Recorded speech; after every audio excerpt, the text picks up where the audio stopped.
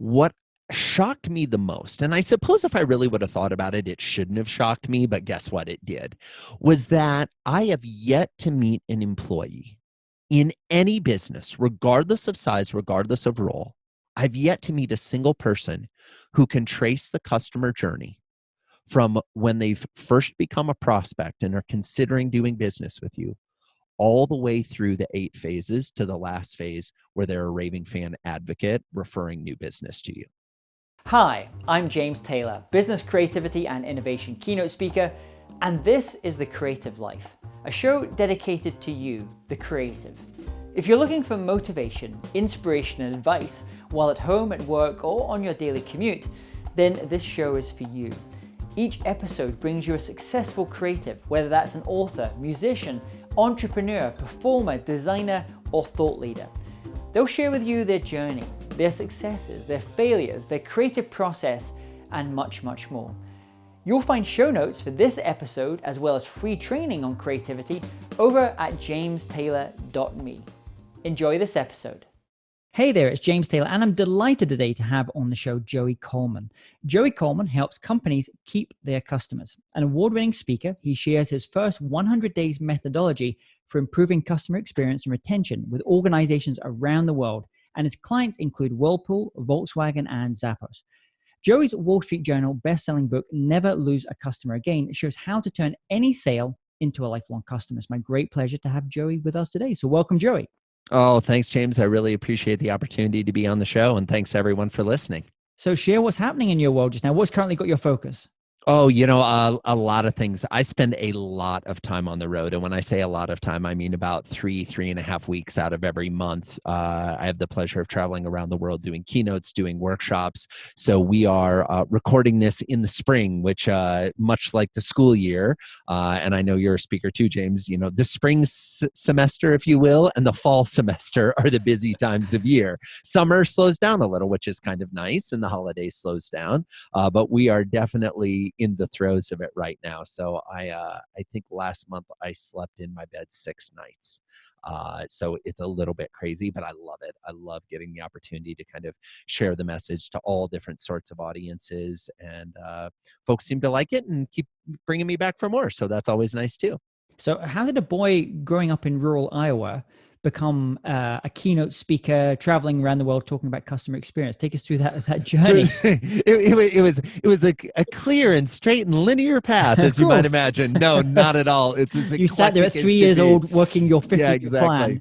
Well, it's funny. I grew up the son of a criminal defense lawyer, so I often joke that my first speeches were trying to convince the jury, i.e. my parents, that I could go out on Friday night or whatever it may be. So I did a lot of informal speaking, if you will, and persuasion back in the day, and then was on the high school speech and debate team. And then I went to college and kind of took a break from all of that and decided that dating was more exciting than debating. And then I went to law school, where I studied litigation and international law. After law school, or during law school as well, I worked for the Secret Service, the White House, and the CIA. I then became a criminal defense lawyer. I worked doing business consulting. I taught at the postgraduate level. I ran a division of a promotional products company. Then I started a branding and ad agency that quickly turned into an experience and retention agency. And then about 5 years ago, I went all in on being a full-time speaker. So it's a really eclectic path and past that I have. At least that's how I describe it. Some say he can't seem to hold a job. But what I really have discovered is that in each of the jobs I've had throughout my career, the way you excelled at that job was by having a keen understanding of the human condition. Why do humans do the things they do? And what can we do to persuade or influence or convince them to do the things that we'd like them to do? And that's really where this customer experience focus evolved. It was something that was always part of the path, but I didn't know that there was such a thing as a professional speaker, somebody who got paid to speak for a living when I was growing up. And it wasn't until much, much later, I would say, even 15 years ago or more recent, that I realized, oh, you could actually make a living doing this. And I've enjoyed that ever since. So that kind of golden thread is really about understanding the human condition. That's kind of the thing that links all these different careers and experiences in your life.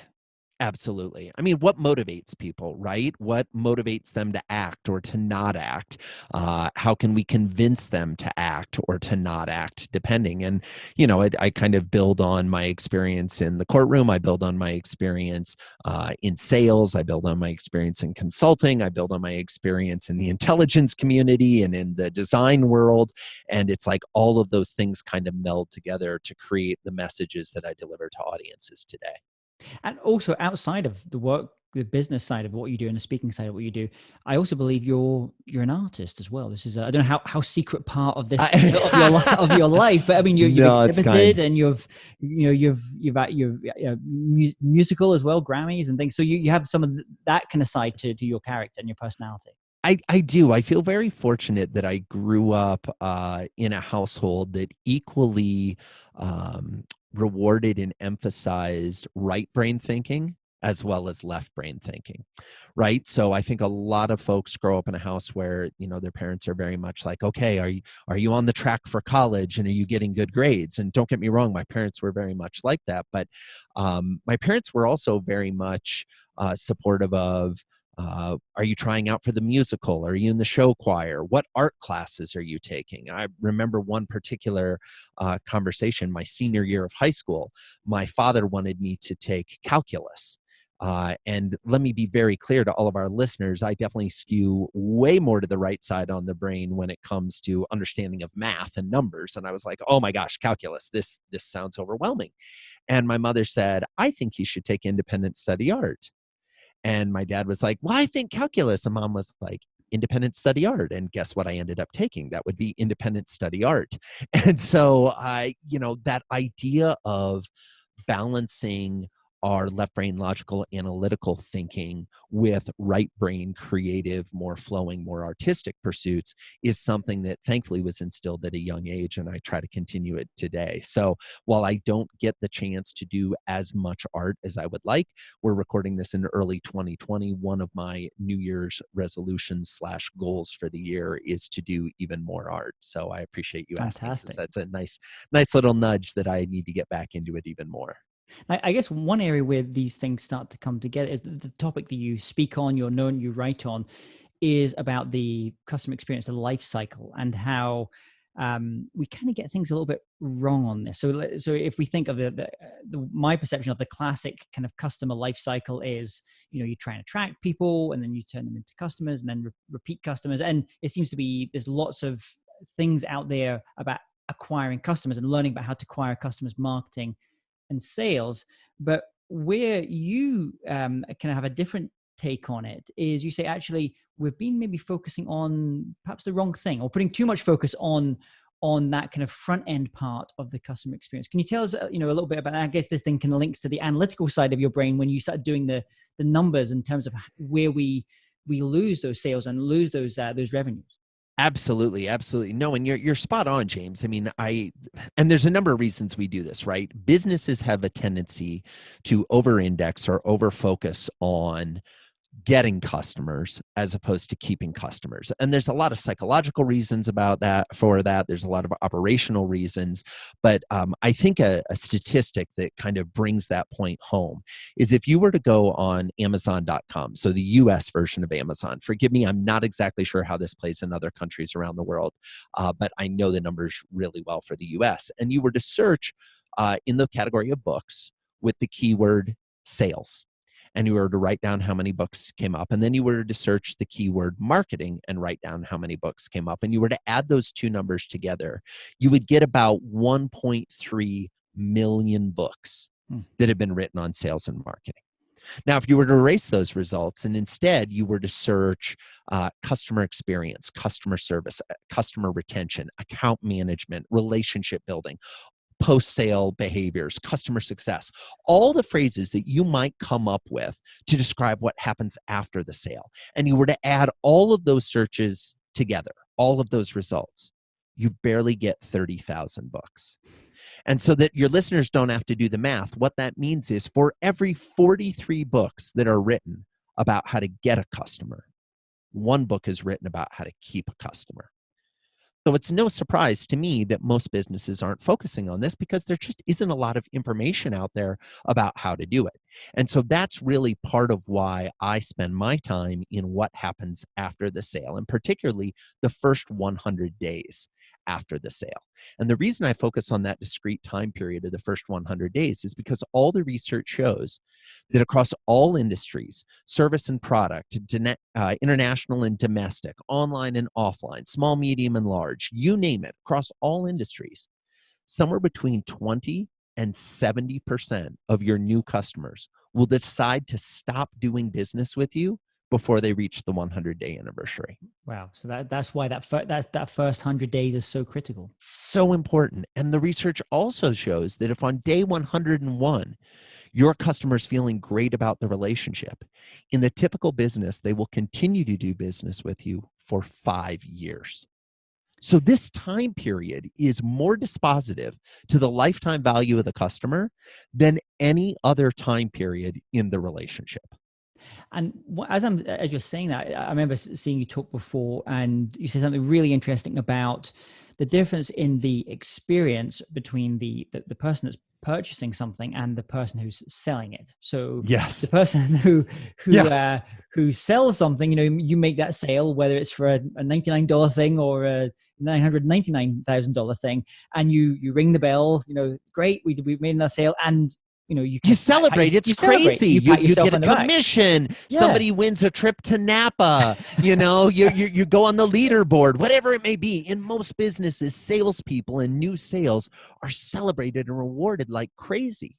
Yeah. But meanwhile, at the customer's house, something else is going on. I would be willing to bet, if everybody listening, I would ask you if you could participate along, whether you're in the car, at home, or working out, or whatever it may be. Raise your hand if you've heard the phrase buyer's remorse. I'd be willing to bet, even though I can't see all of you, almost every hand went up. We've all heard of buyer's remorse. But how many of us have a system and a process in place in our business to address the buyer's remorse that the research shows every single one of our customers will feel? So meanwhile, while we're celebrating and cheering, woohoo, we landed the new customer, at our customer's location, they're in a state of fear and doubt and uncertainty. They're not sure if this is going to work out.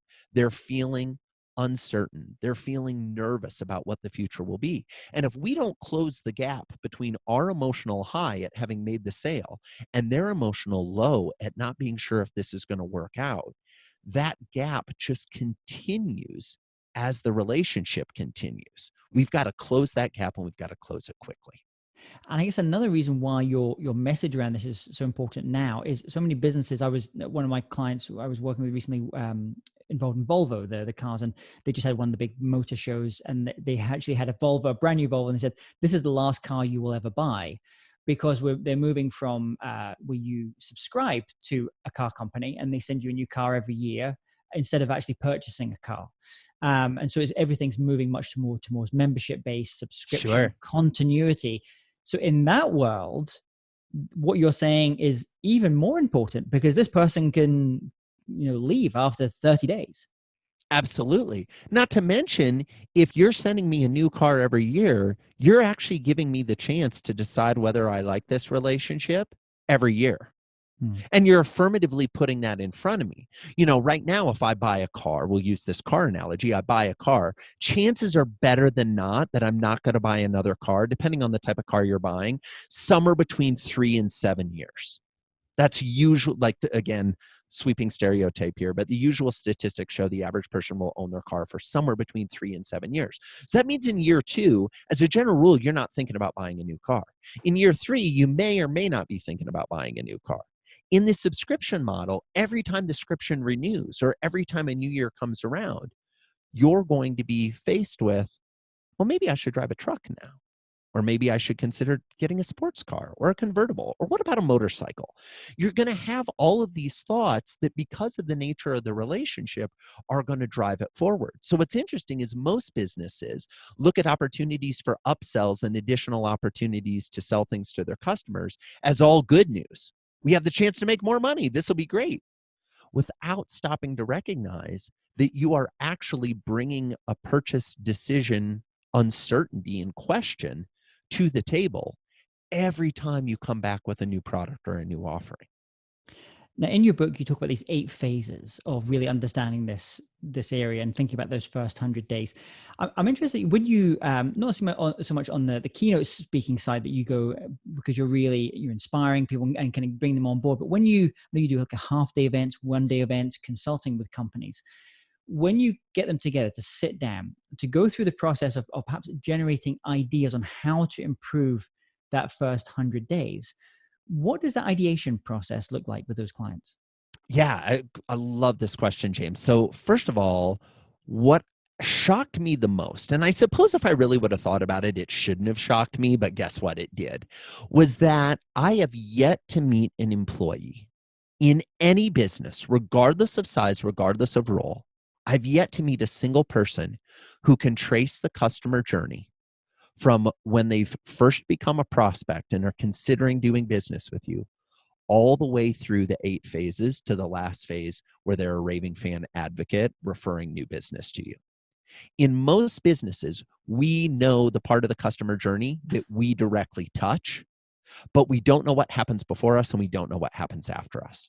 So the first thing we do in a consulting session or in a workshop session is we actually map the current customer journey. And I got to tell you, James, lots of times I earn my fee at the end of the mapping when people are going, oh my God, I had no idea that's how it worked. I had no idea that the thing I'm doing in this phase is making it more difficult for my colleague to do their job 2 months from now. There's no communication. As you mentioned, I grew up in rural Iowa, right? In a farm community in the middle of the United States. On farms, they have these giant things called silos where they keep grain. Silos are amazing and important on the farm. They are the kiss of death in your business. If you are only used to dealing with the customer when they cross in front of your radar screen, your part of the relationship, but you don't know what happens before and you don't know what happens after, I literally can pull out a stopwatch as to how much longer you're going to be in business. Because customers today are expecting a seamless journey. They are expecting a frictionless journey. They are expecting the same type of care and consistency and interaction when they're a prospect as they are when they've been with you for 10 years and have referred millions of dollars of business to you, right? So what are we doing to make sure that path is seamless? Then to get to your question, the ideation, usually once we draw the path, this stuff isn't rocket science. They get to look at it and they go, oh my gosh, there's an entire phase of buyer's remorse where we're not doing anything. We could do anything and it would be better than the nothing we're doing right now. Yeah. Like literally anything would be better. And so lots of times coming up with the ideas and coming up with the creative solutions for how to increase the engagement and increase the connection with the customer isn't actually that difficult. It almost appears once you do these types of mapping exercises. It's interesting it's in terms of breaking down those silos. So if you go to the traditional sales and marketing style funnel, where at the front you have attract, so you're looking at maybe website traffic as a KPI there. Then you're looking at leads, prospecting, conversions or demos done, and then you're looking at sales, and then you're kind of looking for is there one KPI, I guess, that the whole organization can get behind to kind of help break down that silo? Is it a net promoter score or lifetime value of the customer? Or is there something that everyone can kind of get behind to know how well they're doing as an organization on this? Well, I think I think the challenge, James, is that it is natural for different functionalities, different responsibilities within the organization to have different KPIs. And so we're not going to be able to get rid of every KPI that's kind of siloed or unique to kind of find a universal KPI that connects everything together. What I will say is that most organizations, not all, but most, spend too much time focusing on, am I moving this customer through my part of the journey and getting it off of my plate without thinking about the handoff, What is that transition from my department to the next department? And is that transition smooth? Does the customer feel well taken care of? Do they know what's coming next? So I would say a KPI for most organizations to consider exploring would be, does your customer know where they are in the journey? And do they know what comes next? Hmm.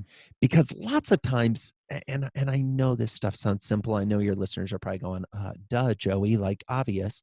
I get it. But most organizations don't do this. And the reason they don't do this is you've delivered your product or your service hundreds of times, thousands of times, tens of thousands of times. But to a new customer, they have no idea what comes next. So, for example, I used to design logos. I know we've got a lot of creatives that listen to the podcast. When I would design logos, I would always start by designing them in black and white. And the reason I designed them in black and white is because people have really strong opinions about color. And their opinions about color usually aren't based on any type of logic. They are based on instinct and emotion, right? Yeah. And so what would happen is if I brought color in too early, it would influence their opinions about the logo because maybe they can't stand the color red, or the color yellow drives them bonkers, or they only want to see blue. Whatever it may be, it was influencing what would happen. So I would do all the logos that I designed in black and white first. But what was interesting is even though I would talk about that in the proposal, even though I would say that as we were going through the process, when I showed them the first set of logos, invariably what my clients would say is, well, wait, these are going to be in black and white? I wanted a little more color. And it's like, no, we're going to get to the color. We're just not getting to the color today, because if I show you the color today, you're going to weed out your decisions and decide which logo you like best based on the color, not based on the design. Hmm. And right now we need to make it work on the design. So I think at the end of the day, what I'm saying is in every organization, in every product or service offering, you know more about your stuff than your customers do. You got to hold their hand and remind them that you're there to take care of them. You're there to move them from one part of the journey to the next.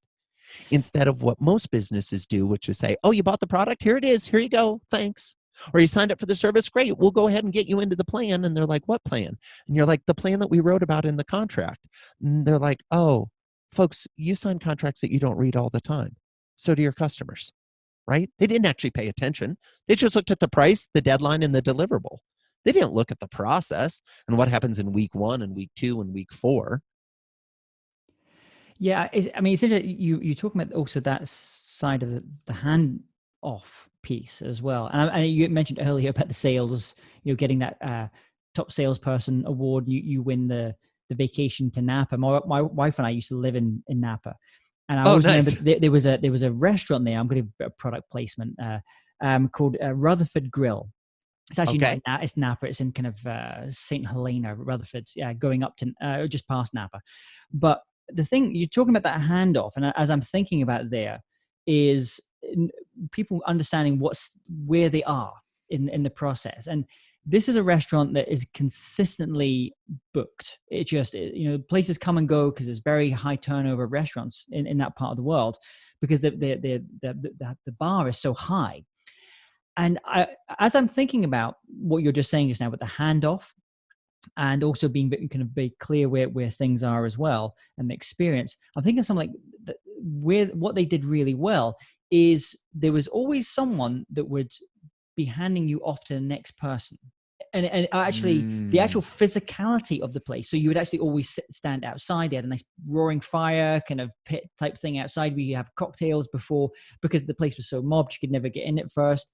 And then as someone would take you through, then there would be various stages of handoff. And actually, as you were moving those two different stages of handoff, you were moving into different, almost physical spaces in the place as well.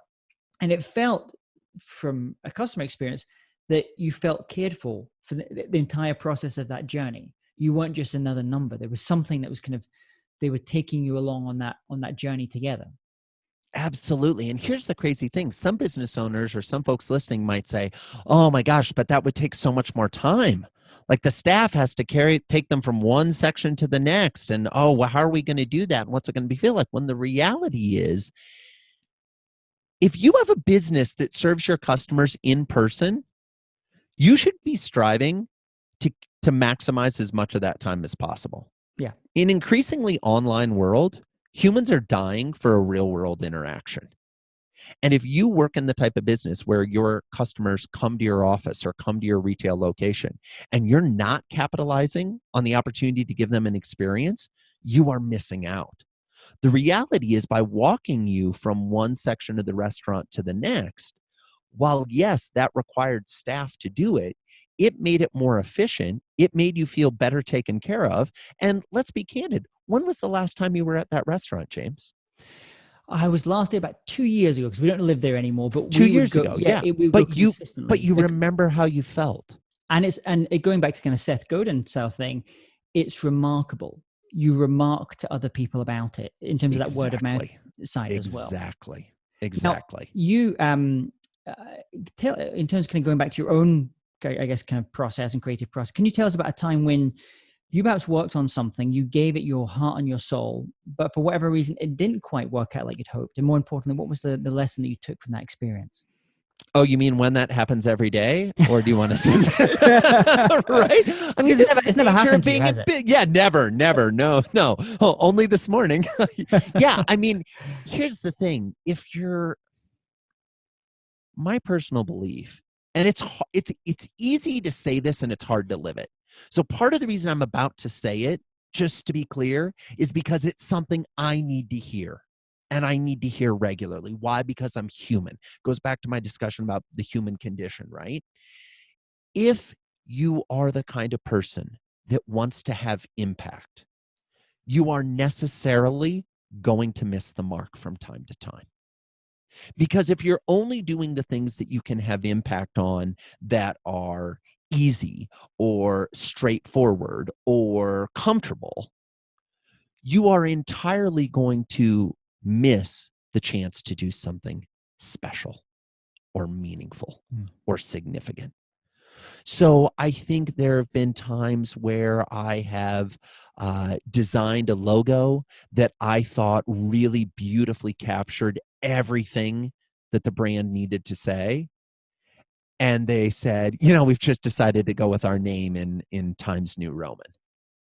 And it's like, wait, what? Like what about this beautiful iconography that I established and the colors and how they relate to each other and do? And they're like, yeah, we just decided it'll be easier when we're doing documents in Microsoft Word if we just do Times New Roman bold and make it black. It's like, okay, why did we even have this conversation, right? So at the end of the day, there are going to be times when your clients, when your customers make decisions that aren't in alignment with your recommendation, or they go in a direction that you're like, oh, this did not work the way it was supposed to.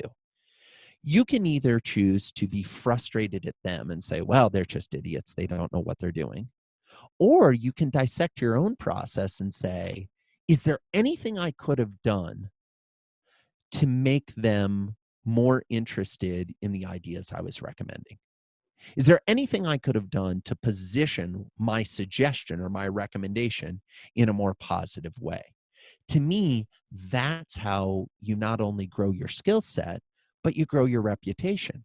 And then you get to the point where when people, hire you or they work with you, they will take your advice or your suggestion as gospel because they've come to believe, oh, well, if they say it, that must be the truth. That must be real. Now, to be very clear, if you do that, you have a real obligation and a responsibility to keep in mind that whatever you're suggesting is something that they're going to act on. And you want to really think long and hard about your suggestions. But the flip side as well is you're just figuring this out as you go along as well.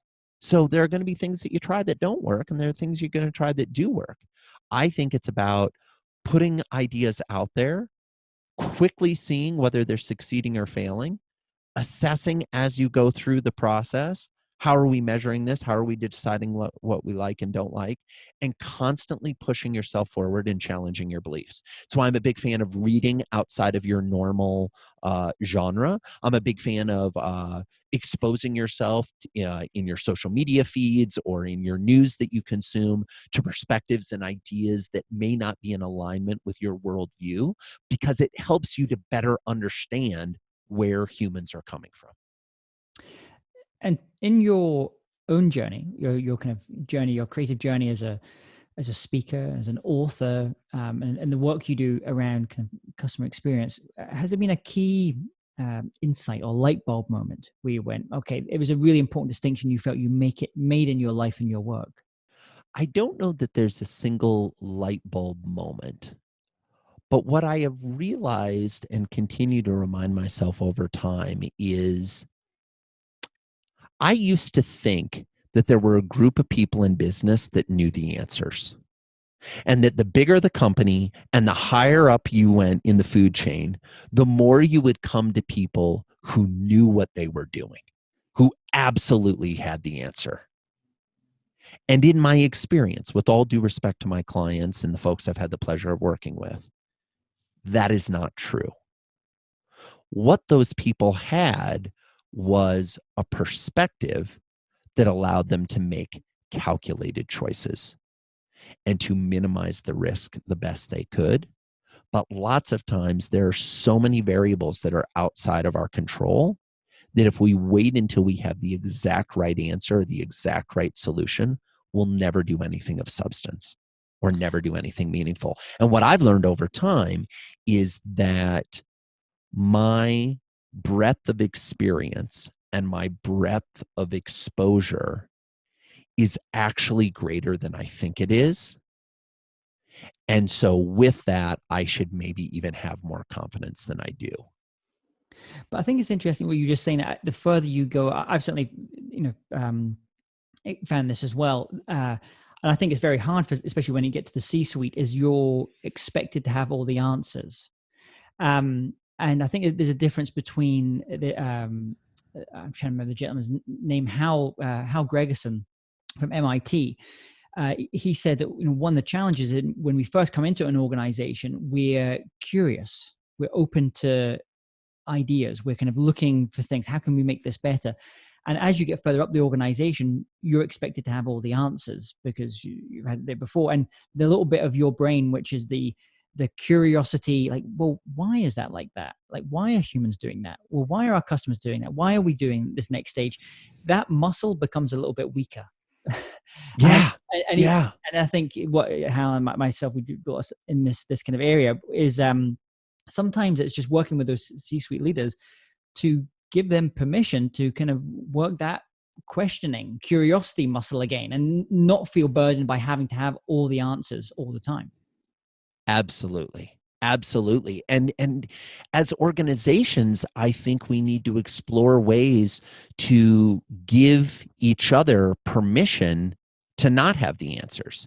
Give each other permission to try and to say, like, hey, let's do this. Now, I get it. When you're dealing with real money and real people, the consequences can seem daunting. But one of the best benefits I had to having grown up the son of a criminal defense lawyer and having been a criminal defense lawyer and having worked in the courtroom is that I have a very different when I'm in a good space and when I'm actually thinking about it and focusing it, I have a very different understanding of what a significant consequence is. See, in the world when I was a criminal defense lawyer, a significant consequence was going to prison for the rest of your life without the possibility for parole. When we compare that consequence to, well, we got the business cards and the red PMS on the business card doesn't match the red PMS color on the letterhead, that's a problem, but it's not an earth-shattering problem. It's something we need to fix. It's a situation. But what I find fascinating is how many companies absolutely lose their mind over things that are actually pretty inconsequential, and how many companies pay no attention to the things that are really the dangerous threats to their business or their operations. It's like we pay attention or don't pay, we pay attention to the wrong things and we don't pay attention to the things that really matter. Now, you mentioned reading widely, having different perspectives as well. Is there an online resource or a tool or an app you find particularly useful for the kind of work that you do? Oh, I try to have as many different inputs as possible. So I subscribe to a number of magazines. I'm constantly reading books. I, like most folks, do my surfing of the web. I will spend some time on social media trying to, see what people are talking about or kind of where things are. And I give myself permission to go down the rabbit hole about things that at the time appear to have no relevance to my work. Because what I've found is that the brain is much more skilled than we give it credit for making connections between disparate ideas and disparate observations. And so as an experienced guy, the more I can walk through life with my receptors open, trying to ingest as many different perspectives and point of views and his experiences as possible, the better I am able to, when called upon to come up with a solution, pull on that varied and broad experience to come up with something that maybe hasn't been done before in that industry or hasn't been considered before, or can be a more elegant or a simpler or more convenient solution to in comparison to what folks were thinking about as the solution prior to that. And is there a specific tool that you use in order to capture things as you see them from these different sources? Oh, that's interesting. I could use that in a speech, or I could use this in a book or something. What is the tool that you use to kind of capture these random things as you see them? Yeah, Interesting. James, there should be a better tool. I should be more organized. I think probably like a lot of the creatives, it's like, no, wait, that's more, you're asking for a left brain solution to a right brain habit. Couple things I do. Number one, I use the screenshot function on my phone regularly. So if I see something online that I'm like, oh, that's interesting, I screenshot it. And then once a week, I have time set aside to go through the photos. And then I load them to my computer and I put them into Evernote into like the categories that are relevant. What ends up happening is I might get to the end of the week and I've got like 100 screenshots and it's like, oh my gosh, look at all the extra work I need to do. So there's probably a smarter way to do it. But what it also allows me to do is collect ideas over time. I'm a visual learner, so I collect them visually over time, which allows me, I think, then to say, okay, I may not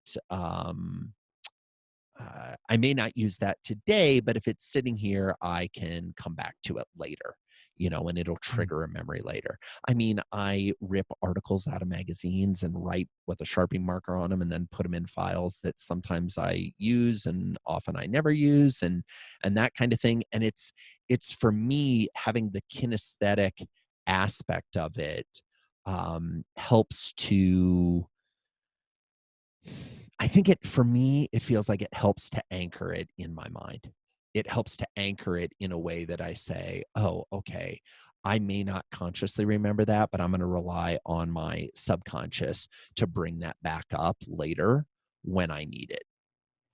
And you mentioned books just a moment ago as well. If you were to recommend, not your own book, but a book by another author, one book, and also one record or one album to our listeners, what would they be? Oh, interesting. So one is a really, really unfair question, James. You've been so polite in this interview. You've asked really nice questions, and then we're going to be wrapping up the interview with terribly unfair questions. Brutally unfair questions. Unbelievable. All right. So let me, because I kind of alluded to this earlier, let me recommend some unexpected answers, if I may. Go for it. A book that I read that I found incredibly useful for creatives and that I felt helped me understand how I saw the world was a fiction book by the science fiction author William Gibson called Pattern Recognition. It is an older book. The protagonist is a logo designer, and kind of a person who literally has a physical reaction when they see a concept as to whether it's going to be a success or a failure. So imagine what this person, and it's not giving it away because this happens early in the story, they travel to these meetings where somebody opens a folder and says, here's our new ad campaign.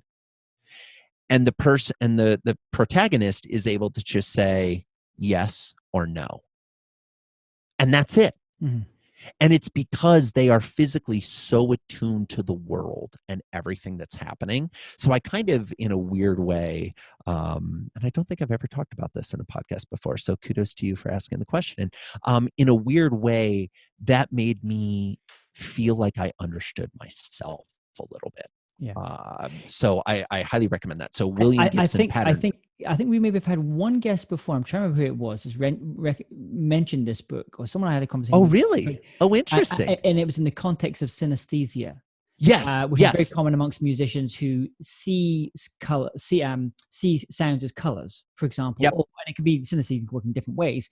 But they mention this as having that visceral or that physical sensation when you see things are right or wrong as well. And so that's great. So William Gibson pattern recognition. We'll put that here in the show notes.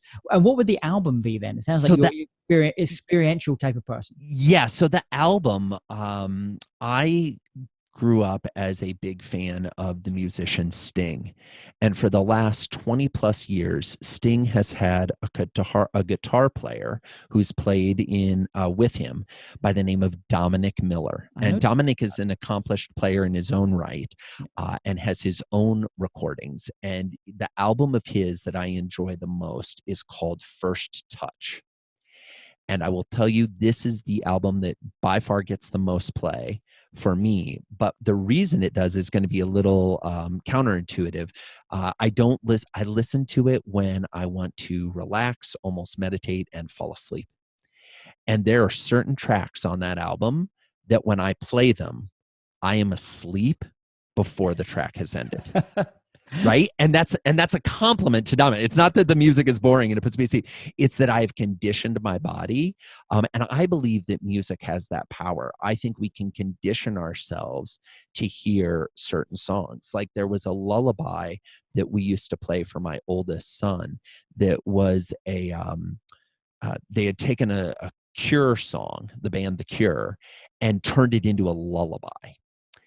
And to this day, he's 6.5 now. If that song comes on the radio, he starts to get tired. And so I think we haven't even begun to fully comprehend the power of sound and how it influences our bodies. And so I think using sound to either pump, we hear about, athletes that will have their like get pumped up jams that they play before the big game. We hear lots about how to use music to ramp us up. I think music is just as powerful to ramp us down or to take us into different states, creative state, mindless work state, exercise state, whatever it may be. Well, great. And I'm Dominic Miller, First Touch. I'm actually going to, because I've in another life, I used to work a lot with Dominic because I used to manage a lot of artists. So I'm going to have to mention this to him now that he's been named on the show. I'm going to put this in the show notes. Oh my goodness, I love it, James. I am a huge fan. He's an incredible musician. Wonderful player. Oh my God, I mean, a guy who, when you listen to the music, you can hear his fingers on the strings. Yeah. That to me, that's when you know you're doing something, when you can actually feel what they're doing. Oh, I love it. And finally, Joe, I want you to imagine you woke up tomorrow morning and you have to start from scratch. So you've got all the tools of your trade, all the knowledge that you've acquired over the years, but I'm going to have you, no one knows you and you know no one. You have to start again. What would you do? How would you restart?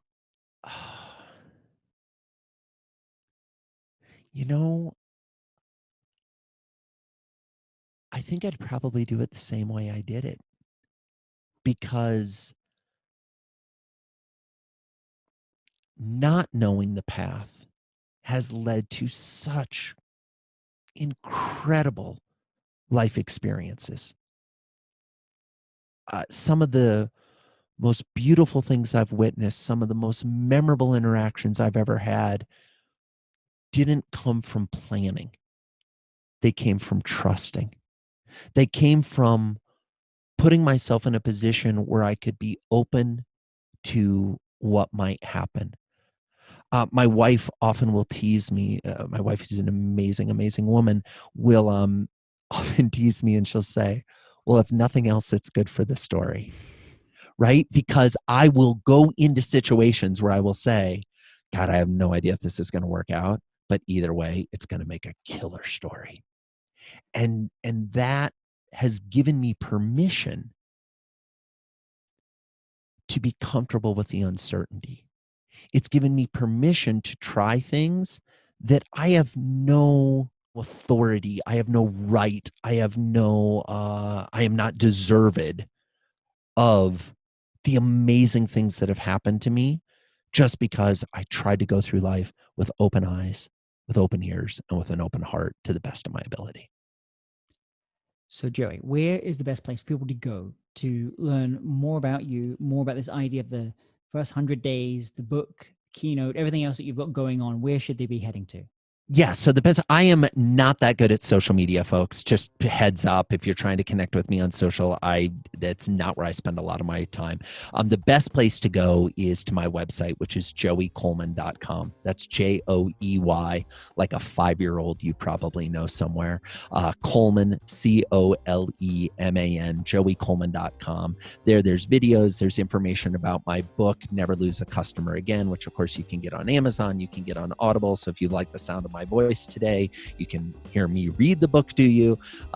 It's got links to my podcast, The Experience This Show, which is all about customer experience and employee experience and little snippets and appetizers of bite-sized delight to help you kind of get you through your day and be thinking creatively about the experiences that you create for your customers. So really, if you go to joeycoleman.com, everything branches out from there. Well, Joey Coleman, thank you for coming on the show today and sharing with us all about your creative life. Thanks, James. I really appreciate the opportunity. If you're interested in living a more creative life, then I'd love to invite you to join me as I share some of the most successful strategies and techniques that high-performing creatives use. I put them all together in a free downloadable ebook that you can get by going to jamestaylor.me. That's jamestaylor.me to get your free downloadable ebook on creativity.